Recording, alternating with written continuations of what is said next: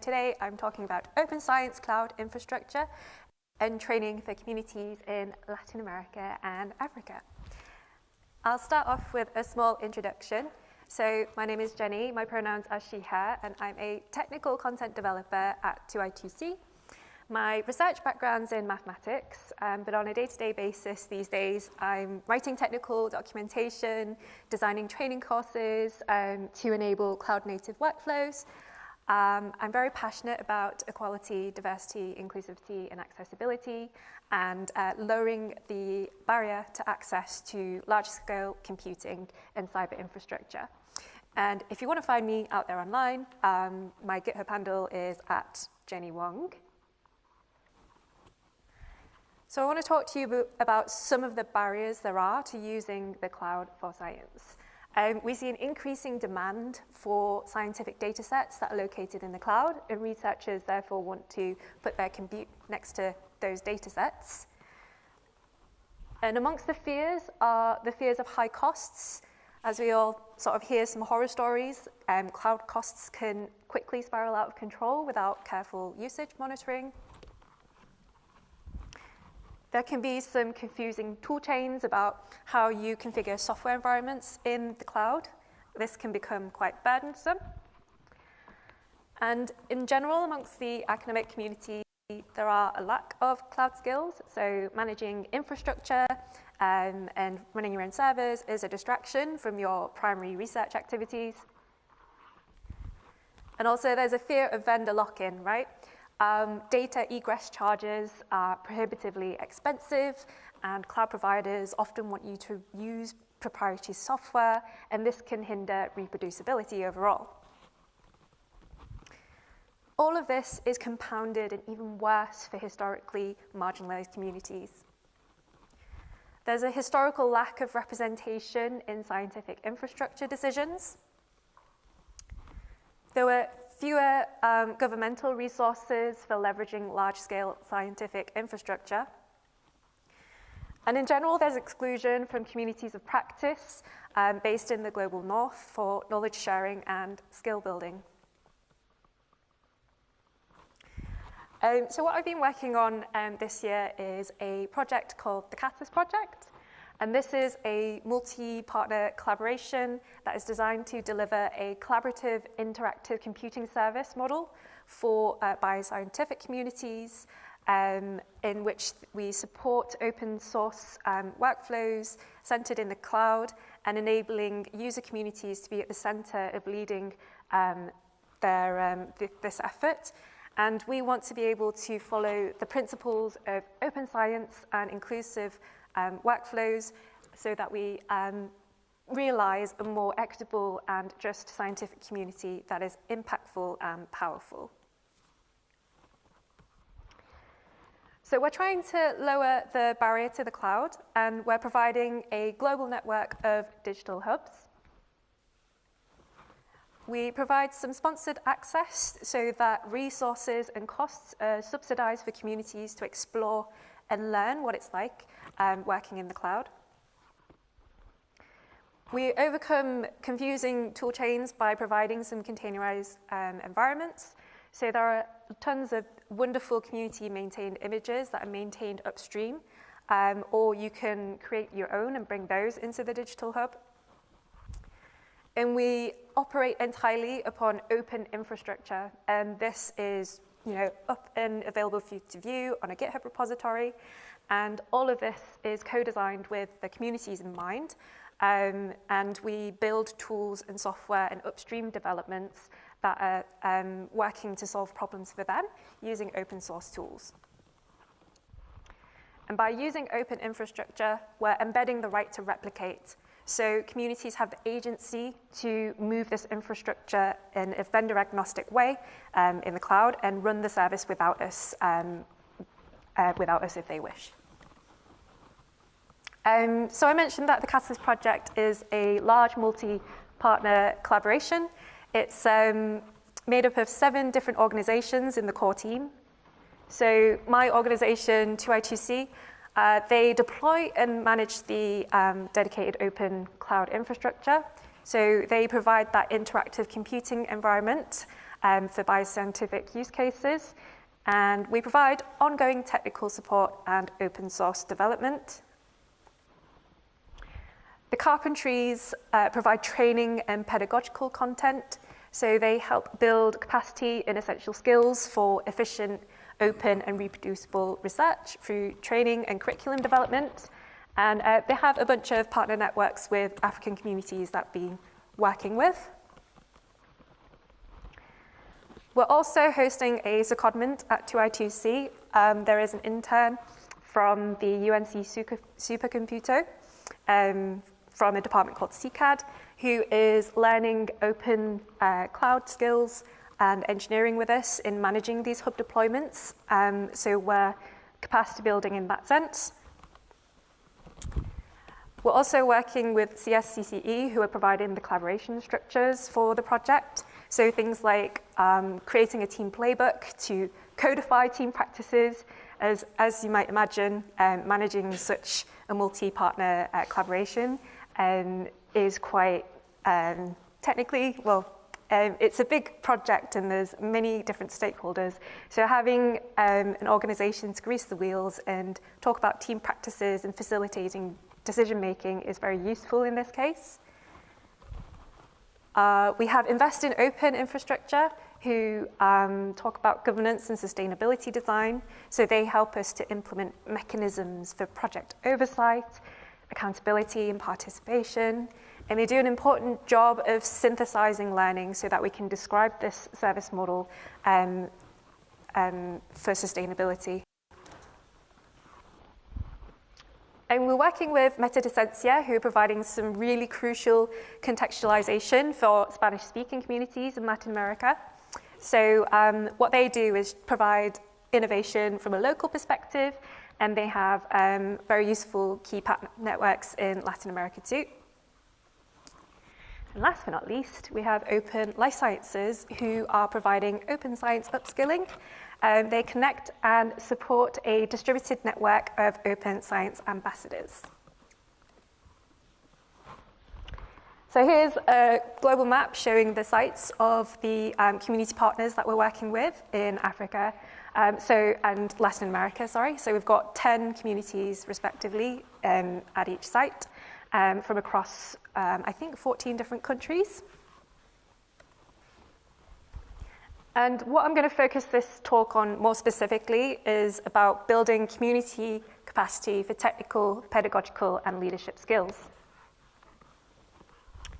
So what I've been up to this year is designing a Hub Champion training course where learners can learn the technical fundamentals of administering a Jupyter Hub in the cloud and how to provide support in turn for their communities for research and education scenarios. The Carpentries run a Train the Trainers course. So this is providing pedagogical training so that community leaders can become certified Carpentries instructors, and then they can impart technical skills that they've learned and impart them with their communities for knowledge transfer and skill sharing. And there's the Open Seeds program by OLS. They provide mentorship and cohort-based training to practice open science skills through project-based work. And currently they're running a 16-week program as we speak. And all of this is underpinned by Metadecencia for engagement with the Latin American communities. So when I talked about the Hub Champion training, I'm going to zone in a little bit more on that. So as a precursor to designing that course, I undertook training with the Carpentries in collaborative lesson development. And it was really important and crucial, I think, to making this lesson a success, because what I learned on this course was really good practices on lesson design and development. Being as someone who's just done a PhD, postdoc, and fallen into RSE work, I've never really thought about the sort of the pedagogical context and underpinnings for lesson design. So this was really useful for thinking about things like how to define SMART learning objectives. So if you've not heard of SMART before, it's an acronym that's stands for specific, measurable, actionable. My mind's just blanked on R, I'm so sorry. And then time bound. I've learnt to create exercises for formative assessment and considered how cognitive load can affect the length and pacing of a lesson. I also sort of revised the basics of configuring an open source lesson repository, so putting things on GitHub and setting expectations for how people can contribute to lessons in a collaborative way. Thinking about how to identify and correct accessibility issues. And a really interesting thing that I learned from this course was iterative and backward lesson design principles. So if you've not had any pedagogical training before, I really recommend taking this course in lesson design and development. So this is the result of what I created, putting together those principles together. And the Hub Champion Training is a course for community leaders from the CASIS project to learn how to administer a hub in the cloud. I built this in JupyterBook, and you can see the navbar on the left-hand side, where there's various episodes for learners to go through. And there's also an English version and a Spanish version. I think there was supposed to be a video here at this point, just kind of demonstrating interactive computing in the cloud, but I think I'll skip this.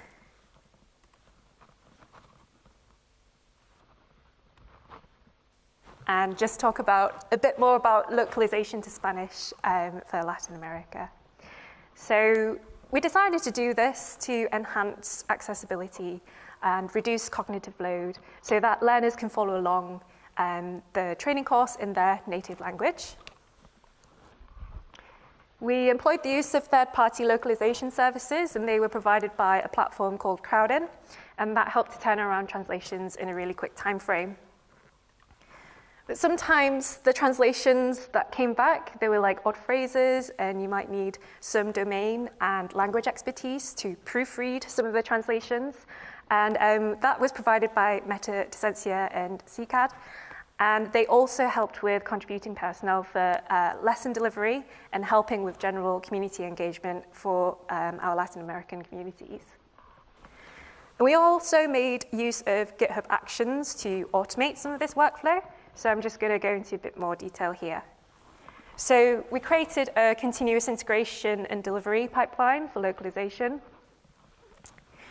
So what would often happen is you might start with changing the source material in the English language version of the lesson. So you might update what we call locale files. And once they're merged into the repository, this triggers a GitHub action that would upload those locale files into the Crowdin platform upon push into that folder. And it's on the Crowdin platform itself where the translations would occur. So this was done by third-party services, and the proofreading stage was done with help from Meta Docencia. And one cool thing about Crowdin is it allows you to pre-translate strings. So if you have previously translated a sentence before and you're reusing it again in another part of a lesson, it can just automatically apply that and minimize costs. And then once Meta Docencia approved the translations, this would then automatically download and open a pull request on GitHub, so that that was ready and there for me to just check the next day and ready for it to be merged into the main repository. And so once that's done, this triggers another GitHub action to build the JupyterBook site again and deploy it to GitHub Pages. And this is just a screenshot of the Spanish version of the website. Some lessons learned in localization. like to hold my hands up. Didn't know that Spanish in Spain is not the same as in Latin America. So just a bit of humility here, admitting that. Things like tú and not usted or vos is more commonly used in the second person singular, for example. We tried to use gender-neutral terms where possible, but that could lead to some lengthy translations. So we use the phrase hub champion a lot, which would translate into campeón or campeona del hub, because Spanish is a gendered language. And so with some advice from Metadecencia, they were like, oh, well, this could be simplified to las personas campeones del hub, for example. Contextualization was really important, but it's also really hard to do, especially for technical topics. So phrases like upstreaming open source developments might make sense to us in English. And things like terms relating to containerization and the jargon associated with that required special domain and language expertise from our partners. So I'm going to move on to a bit more about the delivery of the training course. So this is a bit of a timeline. So in March earlier this year, I ran the first pilot of the lesson, and then following the design principles from the collaborative lesson development training by the Carpentries, I was able to incorporate and iterate improvements to the lesson at that point. And then the following month in April, we delivered the first English version of the lesson to Catalyst communities in Africa. And then thereafter, we localized the lesson content into Spanish through May and July. And then just last month, we delivered the first Spanish version of the lesson to Catalyst communities in Latin America. Lessons learned in delivery. Scheduling synchronous sessions for global communities was super challenging. So what we did, we just naturally split the program into English and Spanish versions that were time zone friendly, respectively, for Africa and Latin America. And we introduced a significant self-study component to the program so that people could learn at their own pace. We often found that participants would drop out of calls due to poor internet connections or last-minute scheduling conflicts would crop up.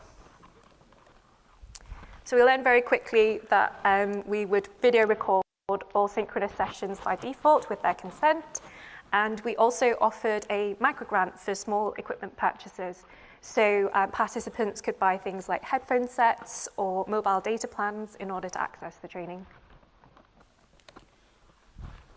So I'm just going to summarize by reflecting on a few of the key themes of the conference this year. So reproducible, inclusive, open and global. So we tried to embed reproducibility in the work that we did in the project by collaboratively developing the lessons and introducing a CI/CD workflow so that there was a seamless reproducibility of the workflows and incorporating content into the lesson. And then also just the general impact of providing JupyTubs in the cloud for these underrepresented communities at large. They could have a digital space where they could collaborate on research or deliver training and workshops using this resource. On the inclusive theme, we helped to lower access to compute. And we also provided localization services in order to be more inclusive, as well as co-creating solutions and designing solutions with the communities in mind for their specific research use cases. And on the theme of open and global, well, we're working with international communities, and we really focus on capacity building. So even beyond the lifetime of the Catalyst project, we hope we've imparted community leaders and their respective users with important skills in open science leadership and engaging with open source. So I'd like to acknowledge the co-authors of this presentation, from the various organisations that I've mentioned earlier. Shout out to everyone on this slide. And funding by the Chan Zuckerberg Initiative. And if you want to find out more, here are some links to the various project websites, as well as the Crowdin platform project and the Zenodo for the Hub Champion training. So thank you for your attention.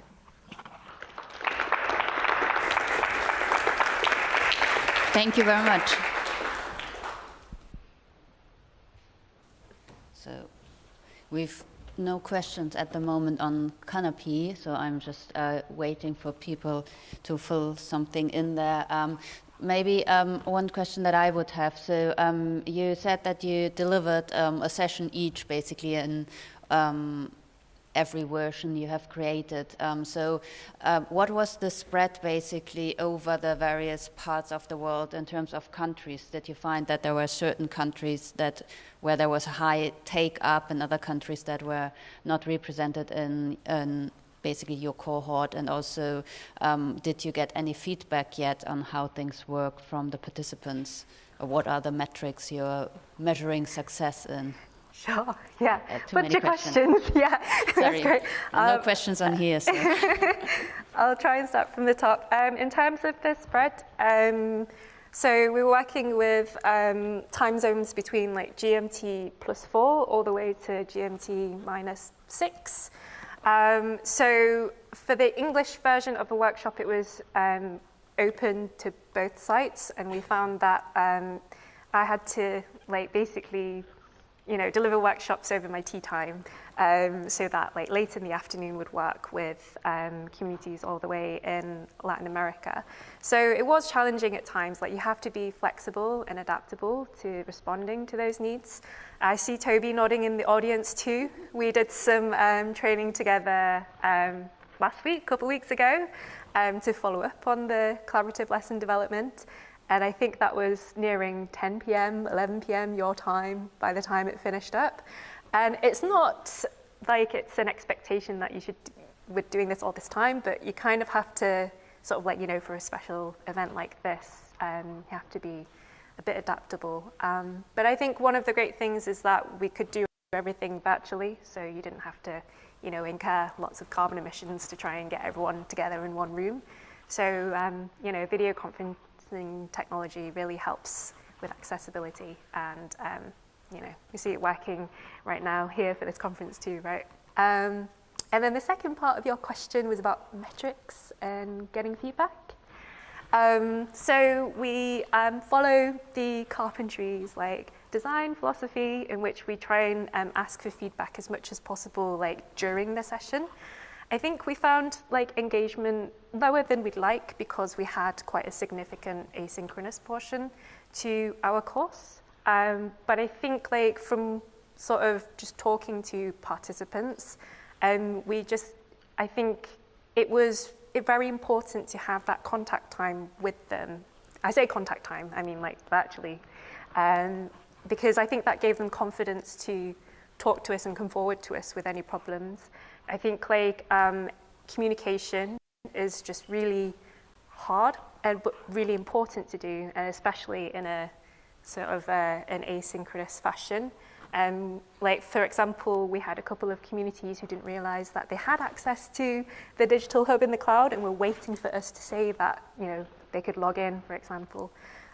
So I think just having access to on the ground, having ears on the ground to engage with people directly was the most beneficial thing that we've got from that so far. So do you have champions in each region, or what are your communities? So how do you form them? How do they work? Yeah, so we have 20 different partner communities with the Catalyst project, and each community has a champion who connects with us on the project. And so they're the ones who are directly communicating with us on behalf of their user communities and receiving this training. And the idea is that they receive this training and have the capacity to pass on the skills and knowledge that they learn to their respective communities in that way. Okay, so that's train the trainers then as well. Yeah, that's where that comes into it, yeah. Yeah. I've got a question now here. Any thoughts on in-person delivery and what difference this might or could make? Yeah, so I kind of sort of maybe mentioned like one of the barriers would be getting plane tickets to all go somewhere, and I think the barrier would be probably visas and immigration probably. Like, I think we have such a widespread of countries, I think it might be difficult to just decide on a place that would work for everyone on that basis. And I think, yeah, I think in person, I don't know, I think the communities are looking for opportunities to connect with each other more frequently. But I don't know if that can be achieved in person, because that would be quite expensive on all sorts of different fronts. But yeah, not really thought too deeply about implementing that at this stage. Okay. Yeah, one idea I've heard mentioned at a couple of places is when you have these distributed trainings, to have basically your groups locally coming together for the course, and then maybe having a trainer on site basically while the course is delivered, to give some support or so. Yeah. Any more questions? If that's not the case, then let's thank Jenny again, and let's thank also Rich and Joost again. So, and